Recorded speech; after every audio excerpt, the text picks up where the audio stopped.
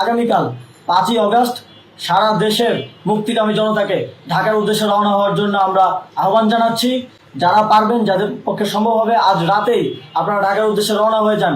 আমরা আগামীকাল সারা দেশের মুক্তিকামী জনতাকে ঢাকায় আসার আহ্বান জানাচ্ছি।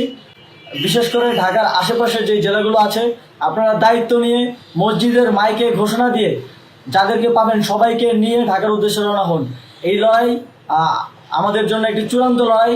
আমরা চূড়ান্ত ঘোষণার জন্য প্রস্তুত।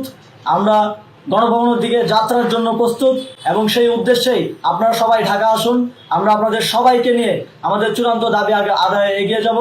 আমি জানি না সমন্বয়করা আজকে রাতে বেঁচে থাকতে পারবে কিনা, কিন্তু আপনাদের উপর আমরা এই দায়িত্ব দিচ্ছি। আপনারা সবাই নিজ দায়িত্বে ঢাকায় আসবেন আগামীকাল এবং পরশু পরিস্থিতি বিবেচনা করে পরশু গণভবনের দিকে 4 দিক থেকে আমরা রওনা হব। আমরা খুব আতঙ্কের সাথে লক্ষ্য করছি যে ছাত্রলীগ, যুবলীগ এবং আওয়ামী লীগের গুন্ডারা পুলিশের অস্ত্র দিয়ে পর্যন্ত সাধারণ জনগণের উপর হামলা করছে। কিন্তু একটি সুখের খবর হচ্ছে, সারা দেশের বিভিন্ন স্থানে সেনাবাহিনী ছাত্র জনতার পক্ষে দাঁড়িয়েছে। আবার কিছু কিছু জায়গায় যেমন মিরপুর ও মোহাম্মদপুরে সেনাবাহিনী ছাত্র জনতার বিপক্ষে দাঁড়িয়ে গুলি চালাচ্ছে।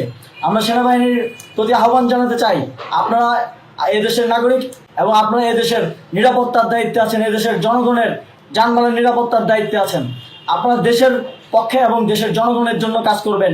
কোনো খুনি সরকারের জন্য, কোনো খুনি রাজনৈতিক দলের জন্য কাজ করবেন না। এটি এদেশের জনগণ আপনাদের থেকে প্রত্যাশা করে। আমাদের এই আন্দোলনে সম্পূর্ণ সমর্থন দিয়ে হয় নিরপেক্ষ থাকুন, অথবা এই খুনি বাহিনীকে, সরকারের খুনি বাহিনীকে প্রতিহত করুন, তাদেরকে যথাযথ শাস্তির আওতায় নিয়ে আসুন। যেই কারফিউ সরকারের পক্ষ থেকে ঘোষণা করা হয়েছে, আমরা স্পষ্টভাবে বলতে চাই, সেনাবাহিনী এই ধরনের কোনো কারফিউ বাস্তবায়নের জন্য মাঠে না নামে।